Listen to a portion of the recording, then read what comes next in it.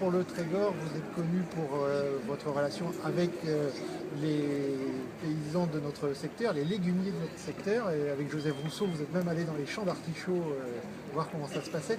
Comment vous expliquez cette bonne relation entre la terre et la mer, vous qui êtes marin, eux qui sont plus terriens? C'est un lien indissociable, c'est important. Bah, pour tout ce qui est, pour tous les légumiers, les producteurs de fruits et légumes de Bretagne Nord, s'ils peuvent aujourd'hui cultiver et travailler la terre en Bretagne, c'est avant tout par rapport à la mer, notamment surtout le Gulf Stream qui amène sur nos côtes un climat qui permet ce genre de culture. Donc voilà, le lien il est comme ça direct. Et puis après, il y a eu un choix de Prince de Bretagne de communiquer autour de la mer, et notamment sur les bateaux de course, sur le multicoque et sur ce bateau. Ce sont des gens de caractère aussi, un peu comme vous, hein. On peut dire ça, oui.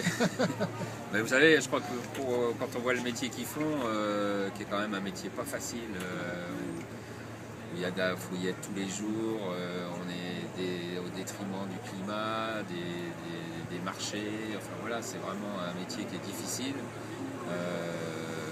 Voilà, et puis nous qui sommes aussi confrontés aux éléments un peu comme eux, quoi. Donc voilà, c'est le rapprochement, on est assez proche, donc il faut du caractère pour faire ce qu'ils font et faire ce qu'on fait aussi. Alors pour mener un bateau comme celui-ci aussi, racontez-nous un petit peu l'histoire de ce bateau. Ben voilà, c'est un trimaran de 80 pieds, 24 mètres 30.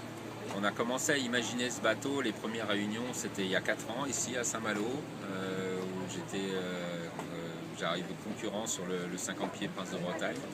On a commencé à imaginer avoir un nouveau bateau, comment on pourrait faire. Voilà, le raisonnement est commencé de là, et du coup on a racheté un vieux trimaran de 18 mètres. On a entièrement désossé et on a fait faire au chantier multiplace à Vannes 3 coques, une grande coque centrale et 2 flotteurs de 24 mètres. Et on a réassemblé tout ça pour en faire un bateau plus grand, plus rapide. Ses principales qualités, c'est la rapidité, et on dit qu'il vole presque sur l'eau. Ah oui, c'est des bateaux. Les multicoques, c'est des bateaux assez aériens, hein. Dès qu'on va très vite, voilà, le bateau décolle sur l'eau, au-dessus de l'eau, et la tendance aujourd'hui, c'est à essayer de naviguer même au-dessus de l'eau, hein. On le voit avec la Coupe América, donc voilà, c'est des bateaux qui vont, plus on va aller dans le temps, moins ça sera des bateaux qui vont toucher l'eau en fait. C'est le paradoxe. Pour cette route du Rhum, vous la voyez comment en physique? Il faudra être stratégique, il faudra trouver la bonne option dès la sortie de la Manche. Oui, c'est tout ça, hein. C'est de la stratégie, c'est du physique, c'est de l'engagement, c'est du dépassement de soi à 200%. Enfin, voilà, c'est pas des courses qu'on peut faire à moitié, quoi. Faut être dedans à bloc.